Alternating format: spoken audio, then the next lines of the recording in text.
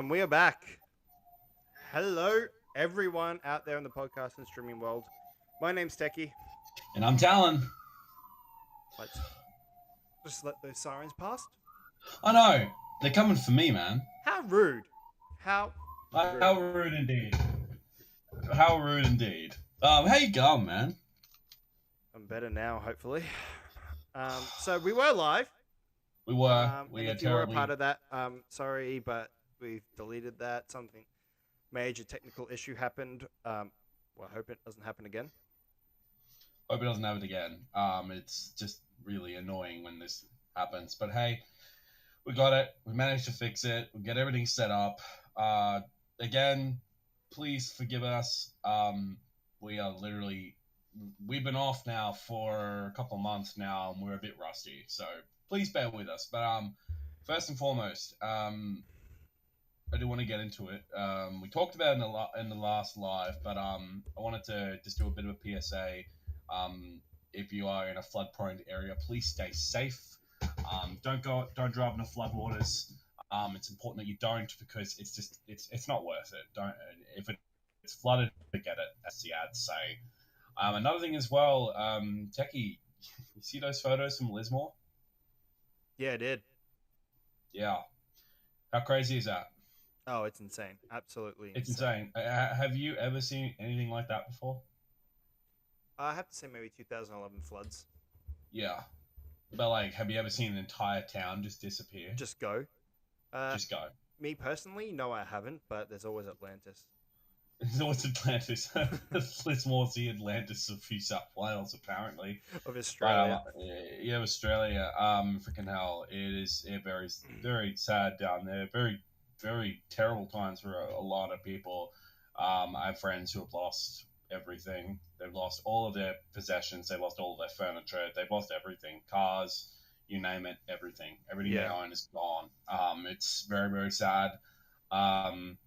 But if you can offer assistance to anybody in Lismore, if you can get to Lismore safely, you have a boat, please go do. The SES is just very overwhelmed with calls for help. They need volunteers. If you can volunteer to go help, please do that. I would highly appreciate it if you could. We're not going to dwell long on it because we want to talk a lot of happy things. I say let's go. Let's go. Yeah, let's go. First things let's dive first, into it. We're back. We're back for 2022. Let's do this. Right. We are First one of the lucky major- ones to Yep. go and see the Batman tomorrow.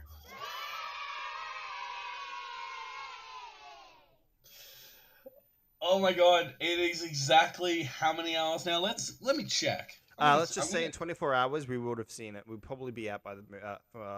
Actually, I reckon probably No. about now we'll be getting out from it. Be about now we'd be getting out. So when is our ticket time is around 7 o'clock tomorrow. 7 o'clock tomorrow. So let me set my alarm to see how long. So I'm just going to put it for a generic 7 o'clock. Alarm set for 20 hours and 56 minutes. The embargo's been lifted, so we've got some reviews that are out.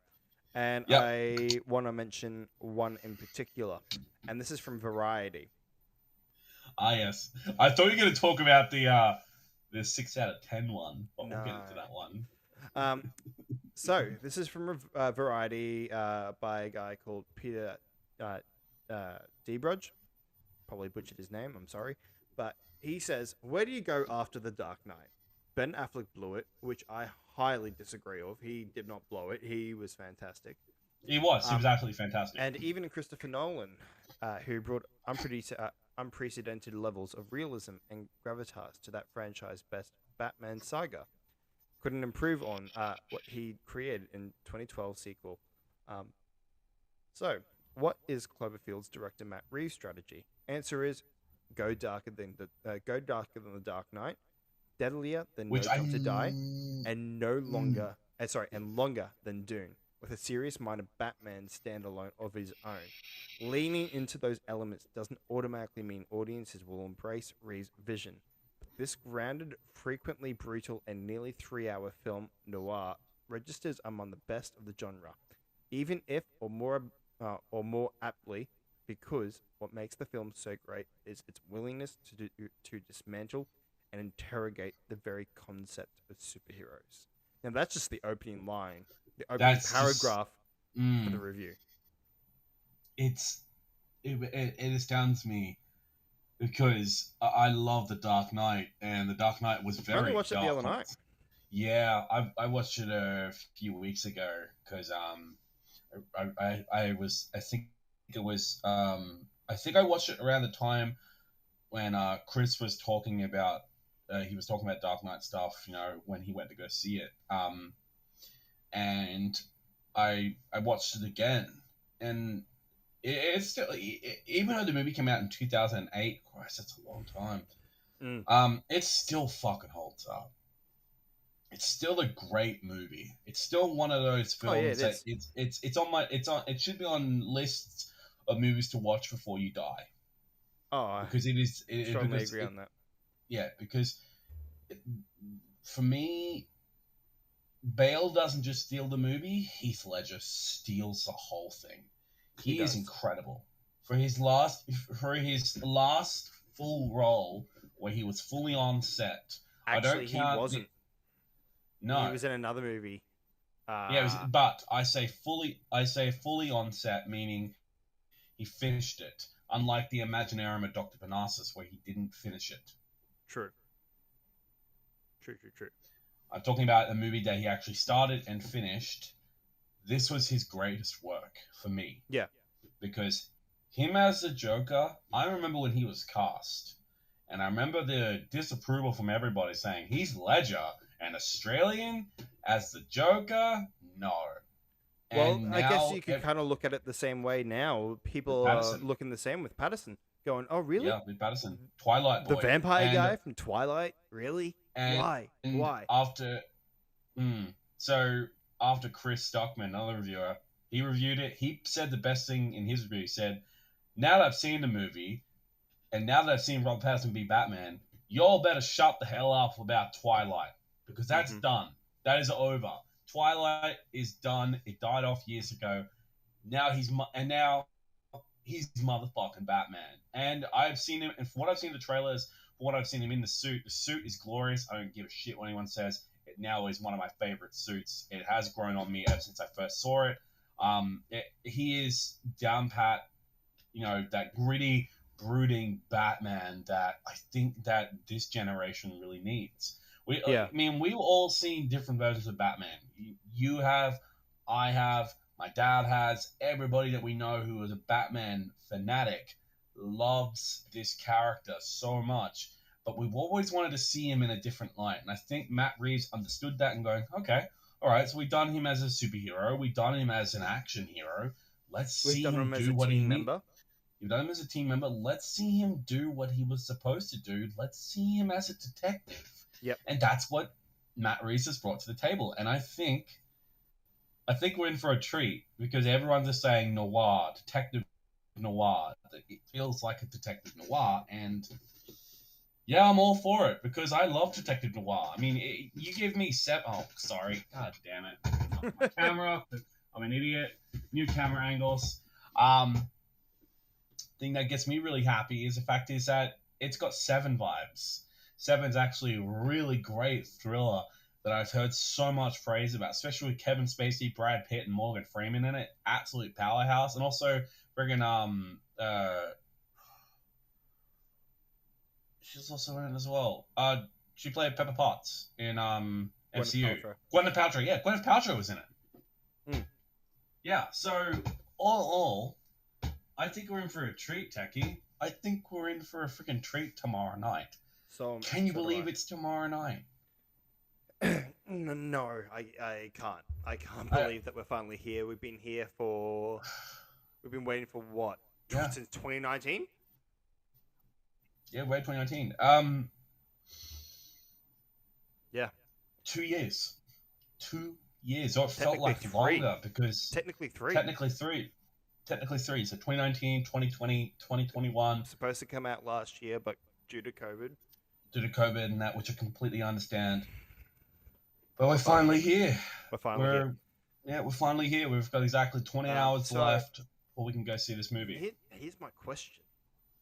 Yeah. Even though the embargo's been lifted, but because we're going to the advanced screening, can we actually technically talk about it? I think we can talk about it, but I would want to do no spoilers. Yeah, I agree. I think 100%. tomorrow night we do first reactions coming out, like we Yeah. did with Spidey, which also ended up being crap with technical issues. Yeah. But again, though, freaking we were running technical. by a phone then, and we didn't. We were just kind of in shock more than anything. And We also, didn't realize what we were doing also because that was insane. we were so tired because we got out at It was like 3 3 a.m. o'clock in the morning. So it was like 3 a.m. when we get out. But this will be different. So we'll be out of there. Our session's at 7, and Probably 10:30. We'll probably 10, be out. So stay 10:30. tuned for that tomorrow. Yep. So we'll come back here. We'll set up and everything and get ready and give our reactions. Because I will need to. I'll have enough time to process the movie when I get home. You know, I'll be able to sit down, have my drink and that. But honestly, I'm so excited to see this movie. So I really am. I'm so excited. I'm keen to see what Chris has to say. I'll check back on a little later on after the show. But I am so excited because this movie has the potential to be the best Batman movie. And from what people have been saying, yeah, it's living up to it. yeah, I mean, for goodness I sake, remember seeing one review after the premiere, and they said Patterson will be your new favorite Batman, and that's a ballsy statement to make. But that is a I mean, ballsy hearing statement. things that's coming out, I'm on the belief that that's true. Mm-hmm. On the topic of it, I want to bring up another article, another review from fucking GameSpot.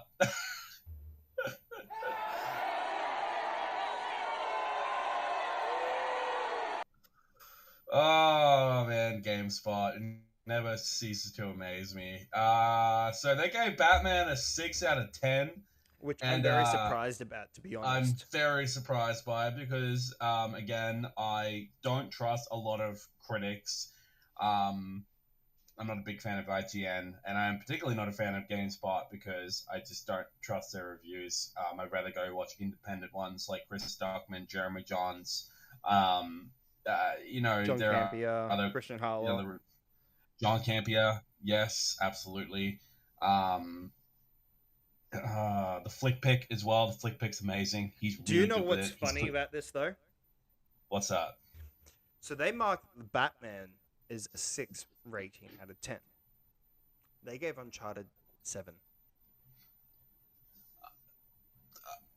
Okay, so you've got a one-of-a-kind Batman Detective Noir and Uncharted, which is not really Uncharted. It's just a generic kind of adventure movie. Which you haven't seen yet. I haven't seen yet, and I don't think I want to see it yet. Look, the more I thought about it, right, the more it's an enjoyable movie. Yeah, but is it should Uncharted? It be rated? No, it's not Uncharted. I went and saw it. I went to opening day.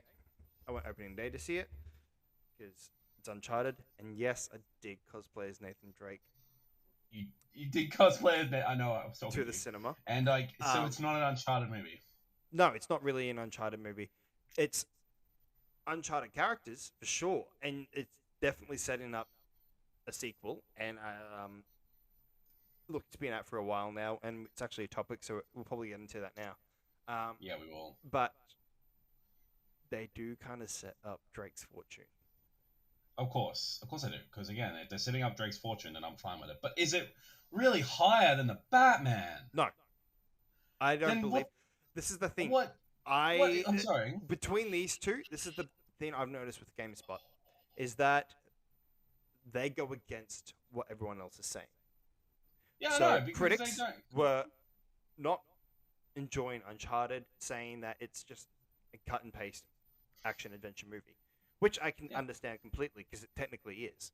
And then you look at the Batman, and critics are praising this thing like no tomorrow. They're praising it. It's certified fresh on Rotten Tomatoes right now as we speak. And if critics are praising it, saying it's really great work, it's incredible, and Robert Pattinson brings. But then GameSpot comes in game. and marks it to 6. So what I see is that they are just looking for a different view for people. And they're looking for. To me, they sound like they're just looking for hits. I think so too. And like they're looking to create a conversation, and I'm like, dude, you just gave it a 6 out of 10. Did you even watch the movie? But so as I mentioned about Uncharted, though, like it's doing well. It's doing really, really well. So the box, it's second weekend, and Uncharted in the box office remains at the top with $23 million in this last week. It's doing well.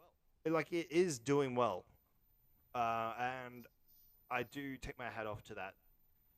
And I do honestly hope the Batman. believe I that do it's hope the also Batman. the Batman's gonna knock this out of the park. Like Uncharted's not gonna get that much money next weekend. I can guarantee it now.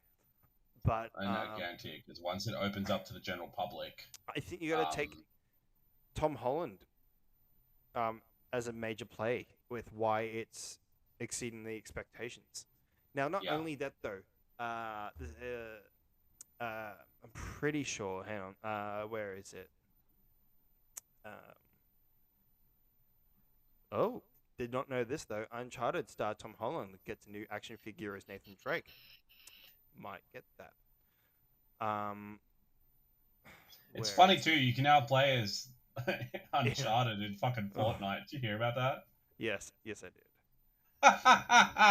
Absolutely freaking hilarious. So you can play as both the Tom Holland version, and you can play as the classic Nathan Drake. You know what people are gonna choose, right? Yeah. Nolan North. They're gonna which choose the classic version. Look, no one's gonna choose. It's been out for a while now, so technically all bets are off. So this is spoilers for Uncharted, but yeah, Nolan North makes a cameo in this movie. We knew he was on set. We knew he was on set, but we didn't know what he was on set for. We thought he was just on set just as a consultant, so him and Tom can kind of have like feedback between each other with how to play Nathan. But no, yeah, he's in a scene, and it's fantastic. As you all know, it's in the trailers. Not Nolan North's thing, but there's the whole cargo plane scene, right? Which is pretty much stripped, taken right out of Uncharted 3. Right?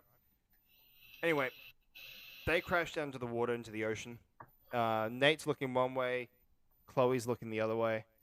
Chloe's looking the other way, and she's like, "Oh my god!" and sees that there is this like hotel suite, and they end up swimming over, to the suite there, and get out of the water. They look wrecked as anything, and then there's Nolan North laying on a daybed, and he's like, "What happened to you guys?" And you can instantly tell it's Nate. Like, even if you don't know what Nolan North looks like, and you don't know that that's Nathan Drake, as soon as you hear the voice, though, you go, "That's him." But yeah, he's like, "What happened to you guys?" And Tom Holland's Nate's just like, "Oh, we fell out of a plane." No, Nolan North's character's just like, "Oh yeah, that happened to me once." It's like, yes. Oh my god. So, do you reckon Nathan Drake's in Uncharted? Like, there's two Nathan Drakes in Uncharted. Yeah, the real version. That's actually like kind of like a grown-up version of him. Sorry, Wouldn't that be fantastic if that was the case, though? That would be cool. Another universe. That would be really good. That would be really cool. That would be really cool. Because again, I still, you still need to see it. When it comes to me in Uncharted, Nathan Fillion, I love that fan film. That feels like Uncharted to me. Like, you could have had if they had gone with the route of, Nathan Fillion, Stephen Lang. Stephen Lang is Sully, man. My God, such a missed opportunity. Don't get me wrong. I love Mark Wahlberg. You know who my ideal casting was for Nathan Drake, though? Everyone was saying Nathan Fillion, and I understood why. But if this guy was a little bit younger, I 100% want him. Or there's actually two other castings. One is what's his name? He plays Booth in Bones. Oh yeah, Dave Barenas. Dave Perez, yeah. Yep. I want him. I would love to see him as Nate. I reckon he could pull it off. You watch. He would have been great as Bones. You see elements of Nate in Booth. You literally see elements of Nate in that. And the Another other one for guy that I me. want was what was his name in National Treasure? Not Nicolas Cage. I know The the other guy. guy, the Yeah. computer Nicholas guy. Cage. Yeah, I know. Nicholas Cage is freaking Nathan Drake. I'm sorry. That would have been the most amazing thing That'd be the ever. Just like, weirdest casting. oh my god, just But yeah, Nicholas Cage. Like, the guy that yeah, I know the that guy. was the tech head. I reckon if he The, bulked up more, he could play a good Nate. well, I have another one for you that would have really worked. I have one other actor besides Nathan Fillion, and I want to see what you think about this one. I would have liked Bradley Cooper to play Nathan Drake. Oh, that's interesting. That's an interesting choice. That he's got the look and he's got the attitude to play like Nathan Drake. Another one that could have done it. Jake Gyllenhaal. He would have been amazing as Nathan Drake. Jake's such a great method actor. He would have fit it so well. There's so many other actors that could have done it, but again, they gave it to Tom Holland. To continue on though with this iteration though, there is a possibility, like a strong possibility now of a sequel. So the Rothman took a moment to celebrate Uncharted success. So the actor that played in National Treasure was Justin Bartha. Yes, and what was his character's name? He's played Riley. Riley, that's it. Yeah. Yes, so I know the actor Tom. Yeah, I can see him. I can totally actually see him as Drake. If he had bulked up more, then hell yeah, I can see him as Drake. Yeah. But now I'm just envisioning Nicolas Cage. So Sony Pictures head Tom Rothman made a post out the other day, and he said, with over $100 million in box office worldwide in just one weekend and a 90% positive audience score on Rotten Tomatoes, Uncharted is a new hit movie franchise for the company. It is considered, this marks a great victory for every single division of the company, as the film was our first major production entirely shut down by the advent of COVID-19. Yet we preserved to complete a picture the audience loves and marketed and distributed it with strategic verve worldwide despite the pandemic. Now, he is kind of right. And what I do think with the every single division, this is PlayStation Productions' first movie. This is PlayStation now have their own production company now. Which is insane to think that not only they're in gaming, but now they're in movies. Well, here's the thing: when you go see this movie, when you go see Marvel, or you go see, they have the production, startup logo stuff. PlayStation now have one. Okay. PlayStation Productions. Excuse me. That's actually kind of the stuff that we've already seen when you play like a new PlayStation game, and it has that whole PlayStation Studios thing. It's pretty much that, but then ends in with PlayStation Productions, which is cool. So, kudos to PlayStation Productions. Honestly, like they've knocked it out of the park already for their first film. So, congratulations to them. But yeah, I believe after his statement saying that it's a new franchise, there is multiple films coming, and at this rate, not going to stop them doing a sequel. Yeah. And look, I'm keen to see Tom Holland keep going on because I reckon he's a great actor. Yeah, he's I fantastic, agree. And I think he's going to really mature into Drake. I think he will too. He's just kind of got to get out of the Spider-Man stuff, like and Peter. Like I know, but then again, though, is that just me typecasting him because he's portrayed that so long, and we only just saw him like last month, technically, technically 2 months, but it. Still been, and we technically, we still we're still kind of fresh mind of him as Peter Parker. Out of No Way Home, especially No Way Home. I think going into this is a different. You need to go in with forgetting that he is Peter Parker. Pretend that spoilers now, but it's been out for 2 months. Pretend that Doctor Strange actually wiped your memory of him as well. That's true. Can you use that metaphor? That'd be a good metaphor to talk about. Because then you're not going to compare him to go, well, he's just doing Peter Parker stuff now, which I kind of did in this movie because it's so fresh in my mind, and because Nate's so dear to my heart of that character. I know how much Nathan Drake means to you. Same with me. You know how much I love Drake. I'm there going like, that's not really a Nate thing, but by the end of the movie, I'm like, I can see him now as Nate. As soon as he puts the holster on, that just completed it, and I was like, done. Yep. let's go. I'm fine with this now. Bring on Hmm. the sequel. I think I'm Um, gonna I'm when I can I'm gonna go see this movie. I need to. yeah, you need to go see it. I do think it needs to be seen. I do want to go see it Hmm. again, but here's the thing, and the reason why it's doing so well is that not only are Uncharted fans going to see it because it's Uncharted, but you also have people that haven't experienced the games before, right? And Exactly. this is good marketing in my opinion. People are going to see this movie, going, this should be fun.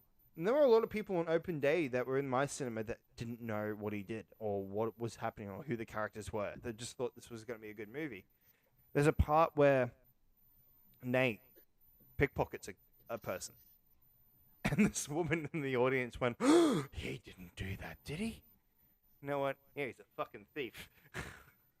At the Of end of the course he day, is. he's just a thief. But Yeah, fucking my hell. partner Maddie, she's seen me play the games, but she's never really invested it just as much as I am. She hasn't really watched and understood what Uncharted is, and she left this movie loving it.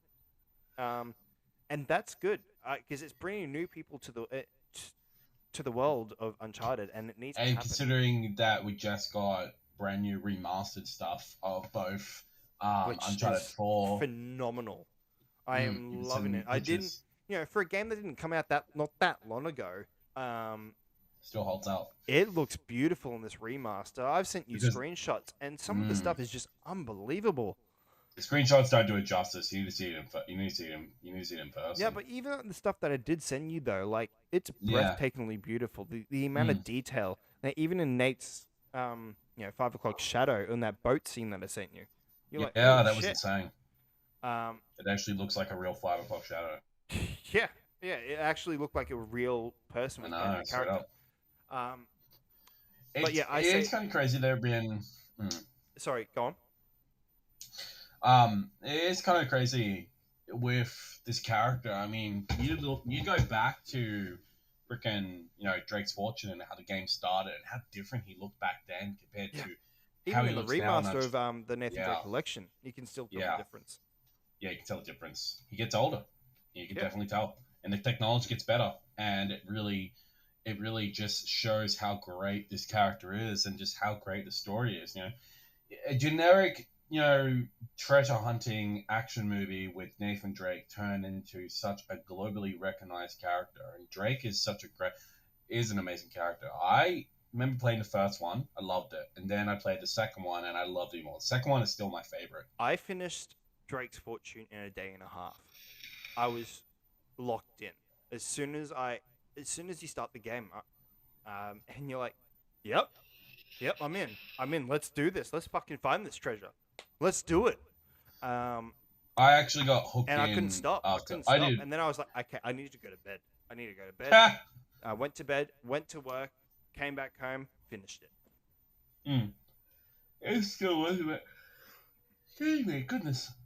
It still holds up to this day. It's still a great game, but number two for me is what really sunk me in more. I loved how they made the action better. It still Yeah, has the the start of best Uncharted 2 is that train sequence. And you're like, holy that shit, this is how that you was, start in this one? Holy crap.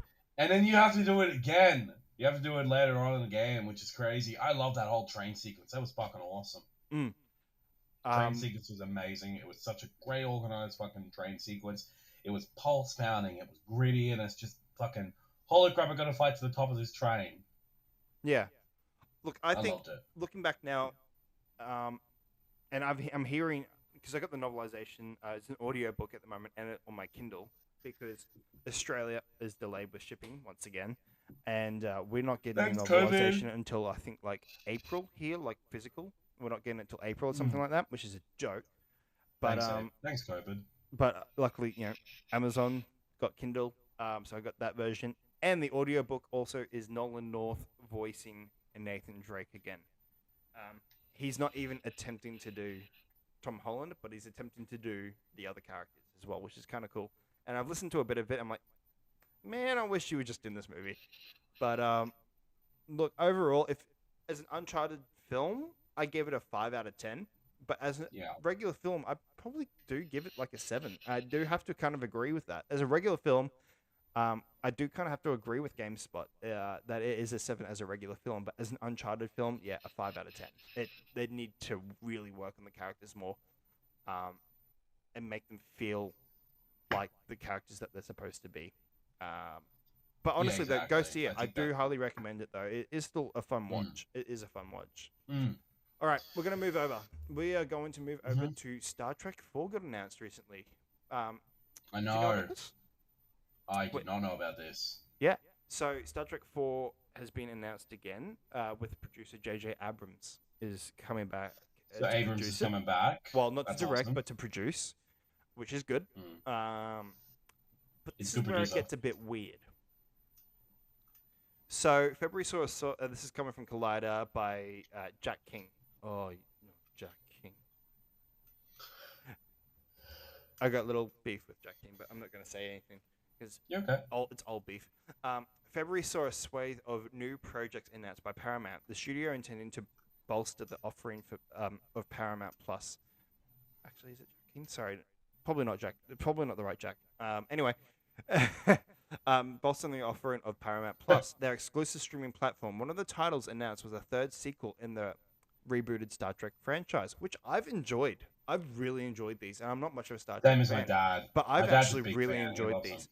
The fourth movie in total, with all the associated star players returning to their roles. We are thrilled to say that we are hard at work on a new Star Trek film that will be shooting by the end of the year that will be featuring our original cast. Producer J.J. Abrams said. But the Hollywood Reporter has revealed that according to their sources, said stars, including the likes of Zachary Quinto, Chris Pine, Simon Pegg, Zoe Saldana, and John Cho, were none the wiser about the new installment. According to the Hollywood Reporter, most, if not all, teams for the for the franchise's primary players.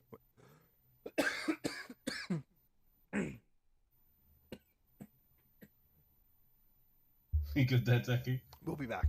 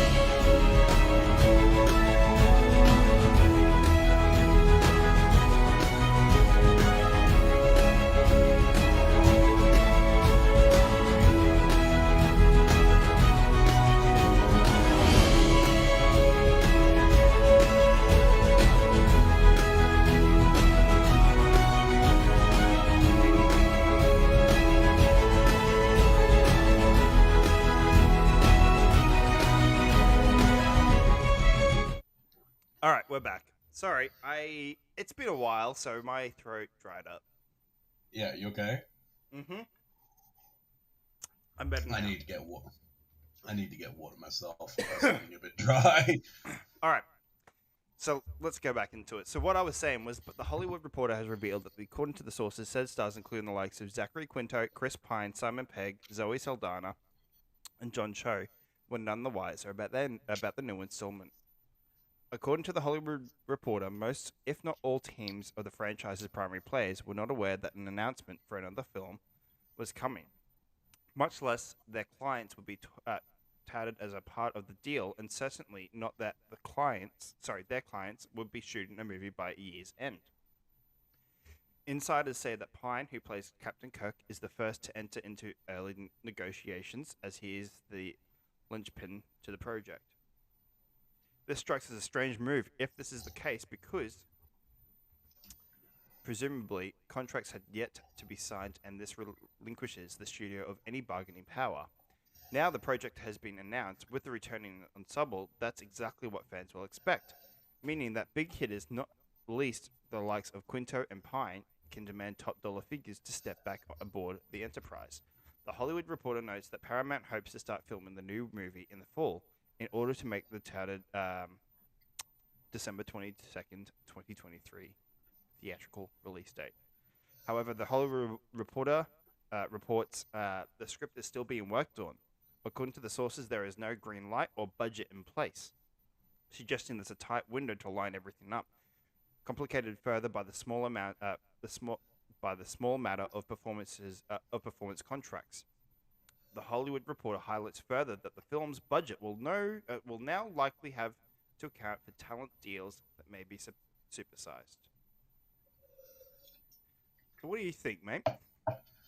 Man, it sounds like a clusterfuck. It sounds like a big hot mess. That's what it It sounds like. sounds like a mess. Like it honestly does. Like the fact that the stars had no idea about the announcement, and like they've already, they've already made the announcement. Hey, we're Star Trek 4 is happening, and the main stars have no idea about it. What the hell is Paramount doing? I'm surprised that JJ even made the announcement without Why doing would anything. JJ Like make that's the? like That's so that's a dumb bizarre of move by him. JJ. That's such a dumb move by J.J. Abrams because, if how do you announce a new Star Trek movie when none of the cast know about it? If none of the cast know, then they're not ready to work a job yet because they don't know. Yeah, And then there's no contracts have been signed, no budget's been planned. They're still working on the script, but again, how do you work on the script if your cast is not even there? I feel like this movie is I call it a bait and switch. Basically, what it is they are trying to hold on to the license a little longer. yeah, It's typical. It's typical practice that I have seen from big film companies, but never for Star Trek, and never from freaking J.J. Abrams. no, I agree. Particularly with Star Trek. I mean, I love the Star Trek movies of the past. I loved the original one. I loved Into Darkness. I liked Star Trek. I liked Star Trek Beyond. That was fucking cool. Um, but this sounds like a hot mess, and if it turns into a dumpster fire, what a freaking shame, because the first three were awesome. Yeah, I they were. loved I love Star Trek Beyond because the I colors, it didn't looks mind so Beyond it. vibrant. I mean, you're going off into you're coming from Into Darkness, which was, in my opinion, fantastic. Mm. Um, because it was pretty much the Wrath of Khan. Let's be honest, it was just a It, redone Wrath of Khan. it felt really different for a Wrath of Khan, and I did like Benedict Cumberbatch as Khan. He was Yeah, so did really I. good. He was really great. I loved how they switched around the roles in that movie. How instead of Spock dying, it was It was Kirk Kirk. dying. I like that. It was an interesting switch to make it different. It's I because like the that. world's with Star Trek, every iteration of it, it's just another. It's just a multiverse, really. It's just a different Yeah, universe, and they all kind of have the same. And this is kind of what I like. Each one of them has pretty much the same story beats. They just change it up a bit, I agree. so it all happens the same way. It's just slightly different. Yeah. Um, It's interesting because I think they're gonna. I do hope that the movie is good. so do I. So do I. So look, stay tuned for that, guys. Obviously keep you updated with that. Um, but at this rate, look forward to December 22nd, 2023. I guess. Um, we have an update from Ryan Unicomb. He's given it 5 stars. What? The Batman He's given the Batman 5 stars. out of five. 5 out of 5. I hope it's 5 out of 5. So Chris Duckman sent Chris put up his story 1 hour ago. He said, yeah, that movie was quite something. I was going to do a first reaction bit of I Need Sleep review coming tomorrow. I don't Sweet. know how I feel. Oh man. I'm scared to see what his review is going to be. Wait. I So hope this is Chris. Chris. This is cosplay Chris. Cosplay Chris. Cosplay Chris, yeah. He said, yeah, the movie was quite something. I was going to do a first reaction video, but I need sleep review coming tomorrow. Cool. Stay tuned for that then, guys. All right. Yeah, Let's we'll keep you updated on that one. All right, let's continue. So we kind of have a hopeful update from Deadpool 3. Yes. Interested to see that one. So. Yeah. Sorry. So when. So Ryan Reynolds was currently, where was he? He was doing some stuff for the Adam Project, his new Netflix film.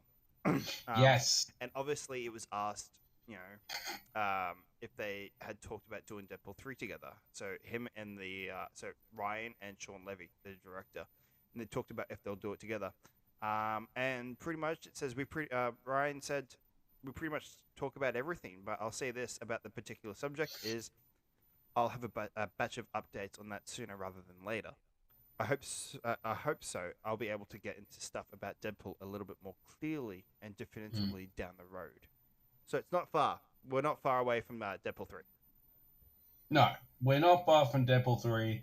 Well, at least finding out information about it. I agree.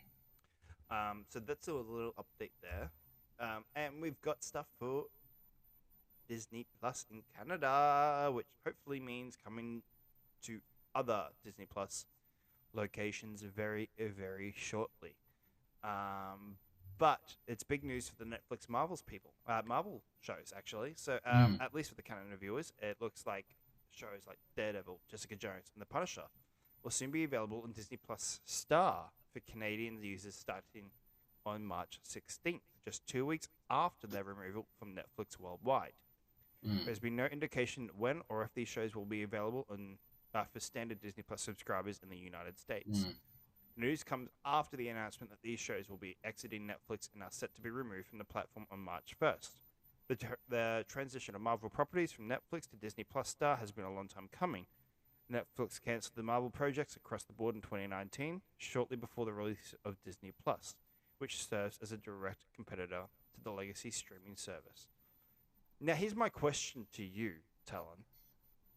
My question is, now that these are coming over, do you think we'll get a continuation or a reboot or a semi-reboot? I would say a semi-reboot. What if, okay, you know when Gilmore Girls came back, right? Yeah, I remember when Gilmore Girls came out. Well, yeah, the day in the life, the sequel, I guess, or the continuation, if you really want to. Yeah. Anyway, what if they do something like that for this, except not have like these short little episodes, but make it a season 4, and you can kind of say the same thing with Veronica Mars as well. Make it season 4 for Daredevil and Jessica Jones, and make it as your soft reboot. Because we kind of have it. He is technically playing the same Matt Murdock universe. Yeah, Matt Murdock is now in the same universe. So as of and he's playing the same. He's playing it exactly the same. So yeah, exactly, and I really love that. Do you reckon when we saw Matt Murdock in No Way Spoilers. Home. Yep. Spoilers. The movie's been out for months. I know. Go see it. It's on TikTok. It's on everywhere. Anyway, go on. And do you reckon that he's got his suit still, and he's gone back out there again? I heard they actually shot some stuff with him in the suit. Really? What, for No Way Home? Yeah. Why didn't they have that in? It doesn't work with the story, and I don't blame him. Like, having him come in as a lawyer makes more sense than him being like, I'm in my suit. Hi, I'm Daredevil. It just fucks with the whole film. I would have loved that. Hi, I'm Daredevil. I'm fucking blind. I wanted him to actually. I wanted to see him in the Hawkeye show. Yeah, we all thought that might have happened. I wanted him to show up. Like, he just shows up and basically, he just shows up kind of like, in the middle of the fight with Kate and Kingpin. I don't even want him to see him in his suit. I just want to see him just walking, going, "Oh, that guy. I know that guy," and just keep walking along. You don't want to mess with him or something like that. No, I would have loved it if in the middle of the scene when Kate's just getting thrown around the room, and as Kingpin's like, about "You're right to there, kill, kid." Yeah, you're right there. You're right there, kid. And just like a freaking one of his billy clubs just comes along, and just smacks him in the face, and he just looks up. We just see him in his suit, like the second suit he wears in season 2 when he gets an upgraded suit. Yeah. With the proper billy clubs. I would have loved that. I would have loved that so much, because I would have been like, but see, the thing is, I know we're going to see more of him. They've announced we are going to see more of him. I think we're seeing him in She-Hulk. Yeah, I believe we're seeing him in She-Hulk. We know for that Mark Ruffalo is in She-Hulk as well. He's going to be Hulk. Thunderbolt Ross isn't.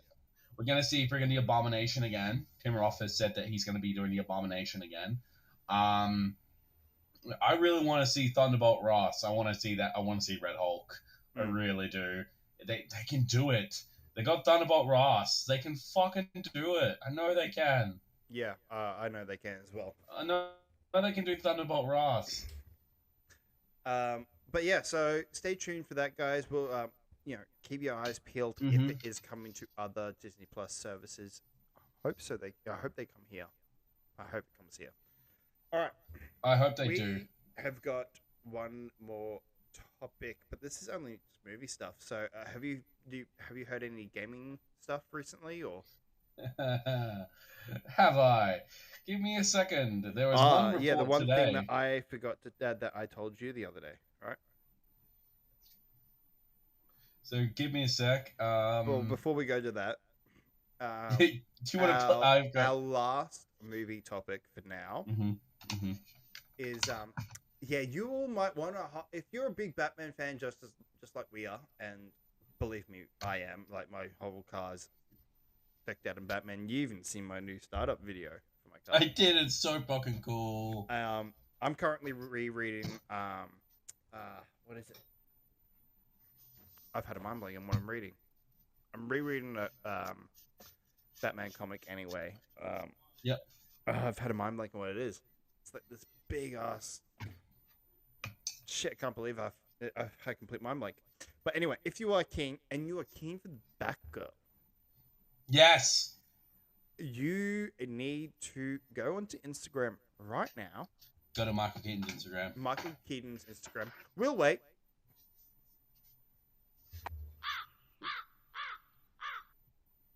Cool. All right, you're back. Awesome. He posted a selfie. A silhouette. Well, a selfie silhouette of him in his suit.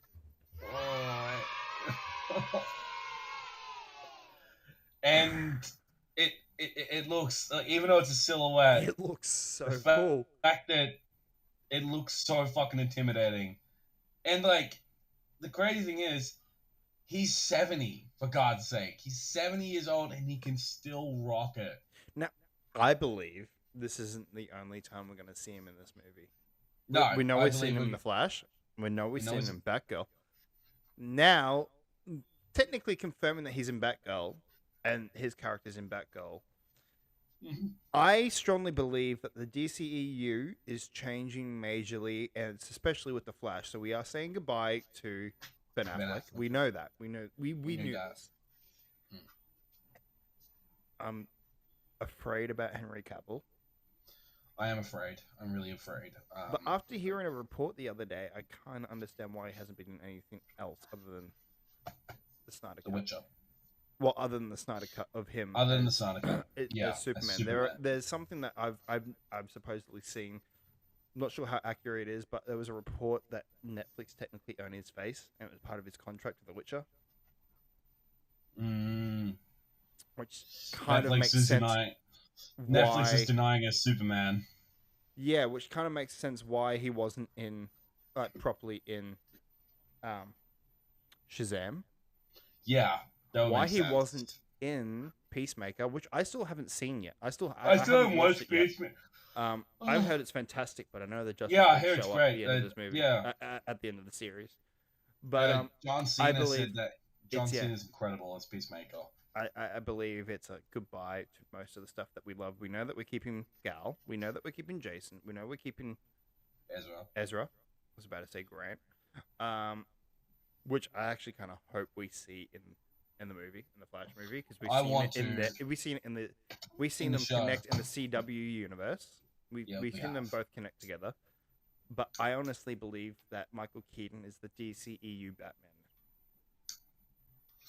I think that's what they're trying to do, and honestly, I wouldn't mind it. I wouldn't mind at all. I wouldn't mind it. I mean, he'd be incredible. I mean, he'd be able to do more with his Batman. I mean, what world are we living in that we technically have 3 Batmans in 2 films that we're getting not that far away from each other? Yeah, so we got the Batman tomorrow, but then we got the Flash in the next couple of months. I believe so. I mean, we are waiting for a damn new trailer. I think maybe did it get pushed back? It might have got pushed back to next year. I'll have to check. I know for fact they were meant to have trailer stuff for Fandom, but unfortunately they didn't have enough time. Well, we kind of got a little trailer. We got snippets. Yeah, we got a little trailer, and I love how the suit. Supposedly at this moment it's the 4th of November this year, so they better hurry up and start releasing stuff. What if as well? Right. The press junket's not going to get it, obviously. But what if either before we see the Batman, they drop the first trailer for the Flash? I'll laugh if they do that. I mean, I wouldn't laugh exactly. I mean, why not? Why not do that? If your film's coming out in November, we're in March now, right?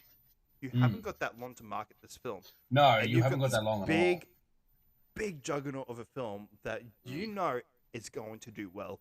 Why not drop the trailer for that then? It'd be perfect. It'd be great marketing. It would be. Because it's 2 DC films. Yes, one's not canon. No, one's not in the current timeline. But I don't see why you couldn't do that. Now, this is Warner Brothers though, so probably won't happen, but you never know. You never know. Okay, so that's the end of the movie section. So what have you got for a bit of gaming news? Would you like to play my sound fund for me? I do know that Majora's Mask finally came out on Switch. Yes, it did. So Majora's Mask online expansion stuff. Switch Online expansion stuff, which I still have not got yet. But I did recently get Super Smash Bros. And I've been playing as Sora. You only just got that? Yeah, I only got it yesterday for my birthday. Nice. So I've been playing Sora, and goddamn, he's really good to play.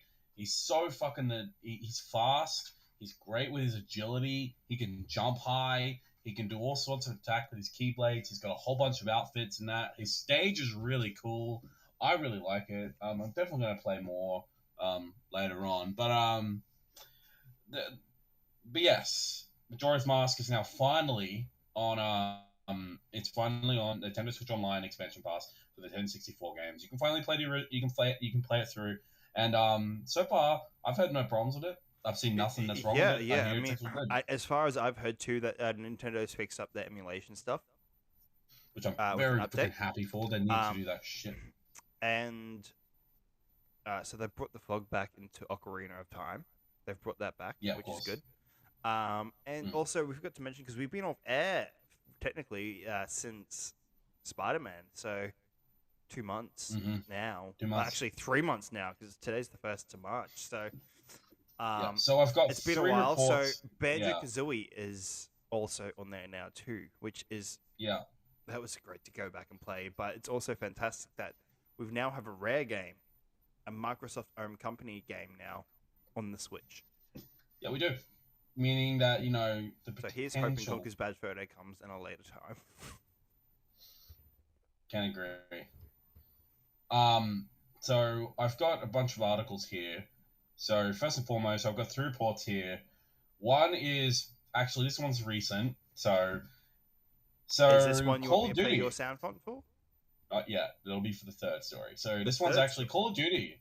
Yeah, so I'll do 3 short stories, and they're all about, God, I feel like I'm a horror writer or something like that. Once upon a time in the world of gaming.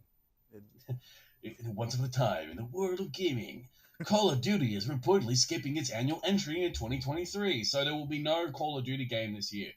There's going to be none this year. But that's not true. There was supposed to be one that was coming out this year. Has it been delayed? It's been delayed till that will be Modern Warfare 2 remastered or remake. It's been delayed. They're delaying it. So COD will skip a year for the first time in 2 decades. So how interesting that they do this. So it's actually not 20. Yeah. After so Microsoft transaction. So Call of Duty is to skip a year. So basically, it's not going to come out this year. It's not going to come out in 2023. It's coming out in 2024. So unfortunately. Yep, 2024, 2 decades. Skipping two decades because... 2 years, you mean? That's what it literally says to me. Anyway, so... What? It's 2022 to 2024. Yeah, so... Decades are like... I'm just reading the article. Just let me read the article. They're the ones writing. Don't blame me, Techie. God. All right, so this is why. Call of Duty Vanguard is reportedly the worst franchise launch in the UK since 2007. So Call of Duty Vanguard was an absolute dumpster fire. It didn't do well commercially. It didn't do well financially. It sucked. It wasn't good. And I think it's actually coincidence that they're not going to be doing a COD game for 2 years because, well... They need to. I reckon they're going to use that time wisely and actually come up with a better game and develop something really good. Okay, so I believe that there is a game coming out this year. It's next year's game that won't be coming out. So there is a game coming out at the end of the year that's still saying fine, but the one that the annual year starter is not coming out next year. So next story I got is it's all on Steam. Actually, this is going to kind of blow your mind. Bethesda has shut down their failed PC launcher and have migrated all their games to Steam. Wow. That's... Yep. I'm not sure whether it be... I mean, it's kind of leading that way anyway. Steam's taking over the PC world. So this is exactly what's happening. This is coming from... Microsoft Game Pass. This is from Bethesda.net. This is their official press release that they're talking about this. Just give me a second. I'm just waiting for the article to load. All right, so sunsetting the Bethesda and launcher and migrating to Steam. We're saying goodbye to the Bethesda.net launcher this year. Starting in early April, you'll be able to migrate your games and wallet to your Steam account. For more details on what this process will look like, read on. So pretty much what's happening is that they're closing it down.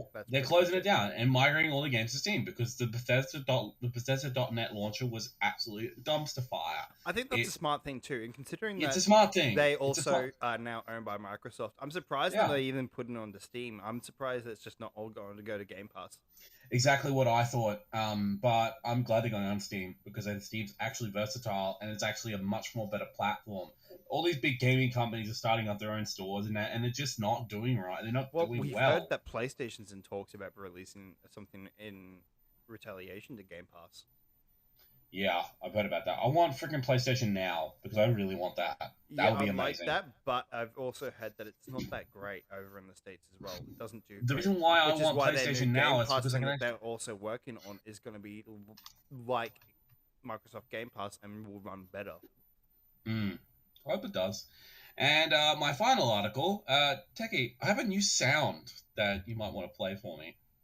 Fuck EA. Oh, hello EA. Welcome back to the party. So EA has tried to deny blaming Halo for Battlefield 2042 failure, but sources recording proves otherwise. So this is another article coming from friggin' Tom Henderson. Tom Henderson is one of the insiders for the whole Battlefield universe. He pretty much said this about it. He gave an Xfire exclusive article basically saying that EA had a town meeting or a town hall post-mortem meeting discussing about this failure. This game was a disaster. But But it was a this is what happened. disaster for a So, reason. It was a disaster because it didn't run well. It was no, crashing. the It game, was pretty the much a new game, Cyberpunk, which yeah, has it was a also new had its Cyberpunk. PS5 upgrade, which is actually doing This quite well. is this is a sad trend for AAA games. They come out broken and buggy and messy and just not working correctly. When you make a game, all right, this is my. I'm just gonna look directly into the camera. This is my personal message to EA or anybody who is, an upcoming developer or anything like that. If you make a game, QR test it first, and don't launch it broken. Don't be ridiculous. How dare you? Like the game, I agree. It's broken. I mean, you take a look at a freaking. The reason why I think EA is blaming Halo is because Halo Infinite's multiplayer released free, and it worked. It had problems. It came out even before the campaign. At least there was something that. I mean, look, this is. You can say that. Yes, technically, if you look at it for the future, Xbox has probably won this next generation of gaming wars, which I think is ridiculous. I'm sick of gaming wars, but they technically have.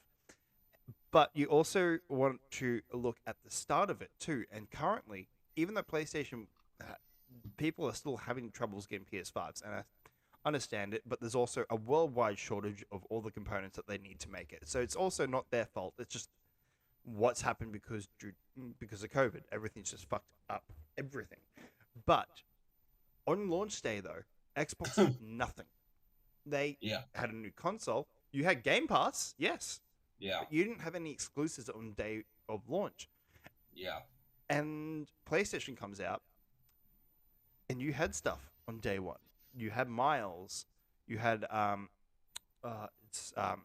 Demon Souls or something like that. I think it was that came out on that day. Yeah. So we had Demon Souls. We had the Demon Souls remake for PS5 on release again. It was on release day, and it was incredible. People loved it. People loved Demon Souls, and roughly at the same time too. Like, yes, you did have Cyberpunk at that time. Yes, it wasn't great, but now they have updated it majorly. I suppose it's updated majorly, and it's actually running. It's running perfect now. I probably wouldn't say perfect, but 90%, 90 to 95% really well. Even if you have the PS5 version, it should have been a next generation console game. Honestly, from day one, they should have just went, you know what? We know it's not going to run well on PS4. Yeah. Get it on PS5 and Xbox Series X. That's what they should have done. But they didn't. They got the bottom line. Yeah. Oh. But I saw what happened. The game crashed on me at least close to 18 times, I believe. Yeah. I mean, look, I was running on the PS5 and I rarely had any issues, but there were some issues. Yeah, there were some obvious issues, but I think I only experienced cries in once. PS4, but cries in PS4. But look, overall though, it is a trend, and it is starting to kind of unravel itself and what's going on. It's starting to become the game that it needs to be. But I'm not just talking about with Cyberpunk, but in general, it's starting to be more noticeable, and people are going to start calling them out more. which is And they are. which They're and they calling them out. they are starting to call There's them out already now. a petition at the moment. I mean, there's already a petition at the moment for Battlefield 2042 to let EA do refunds because the game sucks. It's broken. It doesn't Now work. here's the thing: it's only for digitals. It's only for people that had digital purchases It's of the game. physical releases They you can wouldn't take let back it. to the store. Physicals, yeah, you're fine. Which is why I have always disagreed about getting a digital console. You should be getting physical because of stuff like this. Not only that, but yes, you can delete stuff, and yes, it's going to stay on your purchase stuff, and you can download later if you really want to replay it. But physical is where where things can happen that is easier. You could sell it yourself, sell it secondhand on Facebook Marketplace, eBay, anything like that. Gain profit back from it. You can then also go and trade it in. Or if the game is not up to scratch and something's going on, you can get a refund from it. From a certain store. You don't face these things that EA is doing. Where they go, sorry, you got digital. Can't do it. Unfortunately. Sucked in. Ha ha ha. You know what that reminds me of, actually? Do you remember when the Xbox first came out and all the DRM restrictions and stuff like that they had on the console? Do you remember that? Yeah. Remember when it first released? They were going to actually add those? Yep. And the backlash was so severe. Yeah. Oh, the good times. It was a disaster because, yeah. And the thing is, the reason why we don't want shit like this in our games is because, well, I don't want to have they were trying to limit me with physical games. Like, if I borrowed a game from someone, I couldn't actually play that game on my Xbox because it's connected to their Xbox already. I remember that now, yeah. And they had to backpedal on those changes because not only was it a shitty fucking decision, but also PlayStation came out of the ballpark with the PlayStation with the PS4. Yep. Because this is when the PlayStation 4 was being announced, and basically just absolutely just wiped the floor with Xbox, basically saying, "Hey, you want to do shit like this and upset players? Okay, cool. This is what we're gonna do. We're just gonna make a gaming console, everybody." And that was why the PS4 is still one of the biggest sellers. Yep. Sony's got one thing over Xbox, and it's a big thing. The PS2 was still the greatest selling console of all time. Still is to this day. Yep. Now, I do have some other gaming news. We are getting another Pokemon game. Yes, we are. So we're getting Violet and Scarlet. And it looks very different compared to Pokemon games of the past because... No, it looks completely different to a game they only released 2 months ago called Pokemon Arceus. Yes. I feel like this is my issue with it. For me, I feel it's backpedal. You've gone from Arceus, which is a game that we have all wanted. Yes. But now you've released this, and yes, it looks like you're taking elements from Arceus, but I feel you've backpedaled. And you're going back to Sword and Shield stuff. And I'm like, why? You've seen how well it's doing. Why are you doing it? I know, what do you think?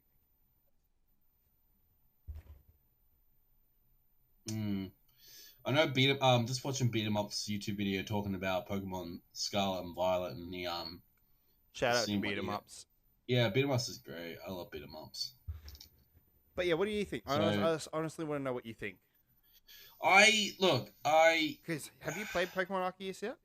No, I don't have the game. I wouldn't. I could have got it, but I got Pokemon Smash because I got Smash. I got Smash Bros. Ultimate, so I really want to play that. Yeah. And but no, Arceus looks great. From what I've seen of you sending me gameplay for it, and again, I'm not really into the big Pokemon games. I mean, I played like a bit of Pokemon Sword and Shield and that, but when it comes to me and my Pokemon, this is what I love. Give me a second.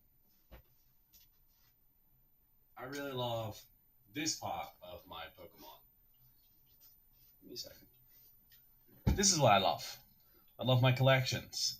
I love my model kits that I put together. So I've got a Lucia here. I got that one yesterday, and I got this one a few days ago.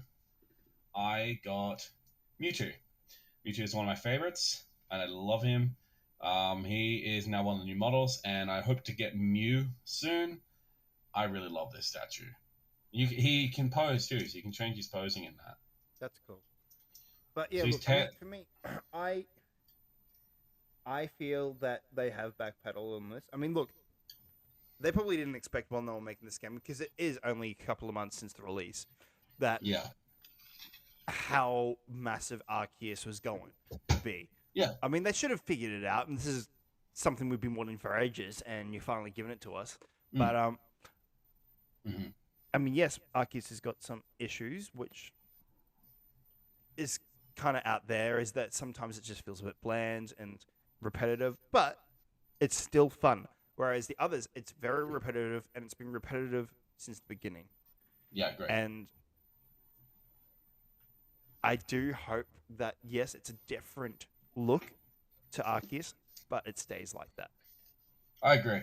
I want It stays like Arceus to... Yeah, I think Pokemon games now need to use the general template of Arceus the new engine, yeah. from henceforth, because it needs to. And if they don't, then, again, I mean... Or they do continue releasing the stuff that we have known and loved for years and years and years, but you run it by two sides. So, at the moment, you're releasing this one. What's to say that next year we don't get an Arceus-style one of this new region? Honestly, I hope that we see more region unlock for Arceus, that they actually do more, and they actually, just basically make it so that, okay, you can explore more, you can go to new lands, new islands, there's new Pokemon, new stuff added. Kind of like what they do with Animal Crossing, because Animal Crossing has done that. I mean, Animal Crossing just did one of the biggest updates for it. I mean, its final update. Yeah, well, there's final free update. What they did is... Yeah, but they even announced that the expansion's the last one too. I believe so. I think they'll do more, because Animal Crossing is one of those games that is just built to be played more and to be built up to be built more. And I trust the developers of this game because it's a great game to play. I love playing Animal Crossing. I enjoy it. Sorry, I'm really happy with the new case I got. That's all good. Look at that. Freaking Legend of Zelda one. But no, look, Arceus is an interesting game. I might get it. Again, like I said, I'm not big into the Pokemon games. I'm more into the cards. I'm more into the models. I'm more into the actual Pokemon themselves, not the game. I mean, that's why I like Arceus, because the original stuff is you got around filling up a Pokédex and everything like that. But with Arceus, it's still new. It's still brand new. The whole idea of Pokemon is still brand new. The people in the country town that you are in, Soho. I think it's Soho. They're terrified of them. They're terrified of them. And you're creating the first ever Pokédex in this game. You have Arceus is kind of like basically like it's the start of everything. So it's like really. Arceus, like the start of everything. Okay, yeah. So that's cool. Yeah, interesting. Yeah, which is because I know freaking Arceus a whole new different take. I know freaking Arceus is the god Pokemon that's in Arceus. Yeah, which I desperately need to go check out. Oh, but I might get Arceus. Yeah, God damn it, Techie! Get me interested now. It's a really fun game. Like I've loved it. I haven't gone back and played any more. Yeah, of it Pokemon Legends. I've been playing Uncharted the remaster at the moment, but I am going to go back and I'm going to keep playing it more because it is addicting. Yeah.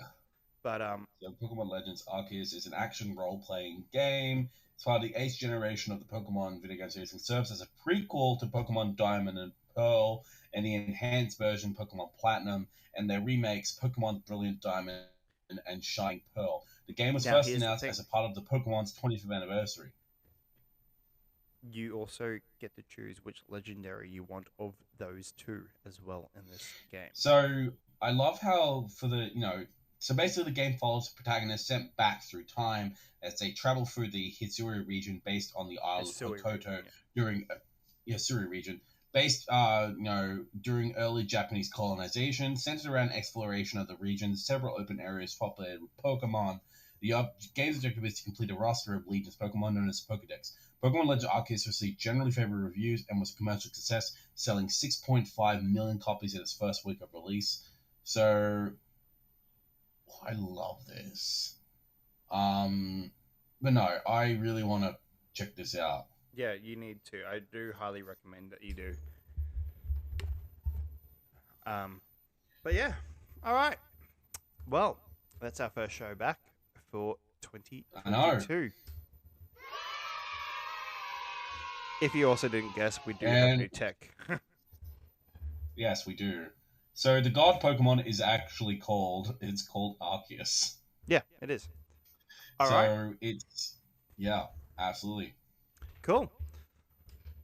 Yeah, thanks guys. We're glad to be back. Can't believe we're back. It's been a long time, and yeah, prepare for more. We've missed it. We have missed this. It feels weird to be back, but again, actually no, it doesn't feel weird back. It feels natural to be back here again. Yeah, it feels natural, but also weird at the same time. We're rusty as all hell. We are going to go back to one show a week at the moment, I think. Yes. Because again, we're still we want to do one show a week, just kind of getting our feet back on the run, so we know so we can get back into our daily reports. Plus, also doing one show a week, it really helps with our schedules. It also gives us time to do research and find out later stories, updates, and that. So that's what we need to do. Just pick and choose stories that we want to talk about. All right. Exactly. Until then, guys, anyone that's out there in the flooded waters, remember to stay safe and do not go in them. Please don't. Everyone that, our thoughts are with you guys in Ukraine as well. Yeah, that is. I still can't believe that's happening. Neither can I. But hey, for now, we'll see you guys next week. No worries. Until then, Techie out. Talon out. Bye, guys. Bye, guys.